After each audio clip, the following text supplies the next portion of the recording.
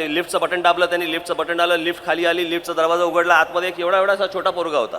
त्याने लिफ्टमध्ये आतमध्ये गेल्यावरती त्यांनी त्याला विचारलं की म्हणजे मागच्या वेळेला मी गेल्या महिन्यात आलो होतो तेव्हा तू नव्हताच रे इकडे, तू आता कुठून आलास? तो बोलला नाही, मला आत्ताच लिफ्टमनची नोकरी लागली. लिफ्टमनची नोकरी म्हणजे किती दिवस झाले तुला नोकरी लागून? तो बोलला मला आता नोकरी लागून 4 दिवस झाले. कुठला तू, तुझं नाव काय? असंच काहीतरी त्यांनी मिश्रा बिस्रा असं काहीतरी सांगितलं. हे सगळं लिफ्ट वरती जात असतानाची चर्चा आहे. म्हणजे मग तू राहणारा कुठला? तो बोलला उत्तर प्रदेशचा. मुंबईत कधी आला?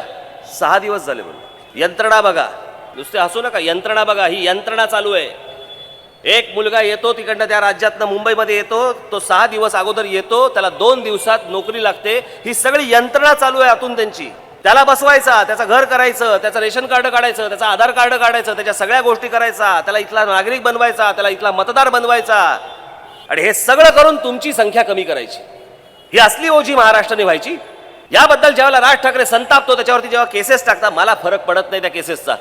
पण या सगळ्या गोष्टींबद्दल राज ठाकरे बोलणार म्हणजे बोलणार, कोणी कोणाला आवडो किंवा न आवडो. ही महाराष्ट्राची व्यथा, या महाराष्ट्रातल्या गोष्टी कोणी घालायच्या दिल्लीच्या कानावरती की या सगळ्या लोकांचं ओझं आता महाराष्ट्र घेऊ शकत नाही, मुंबई घेऊ शकत नाही, पुणे घेऊ शकत नाही, ठाणा घेऊ शकत नाही, नाशिक घेऊ शकत नाही, ही महाराष्ट्रातली शहरं ही घेऊच शकत नाहीत आता.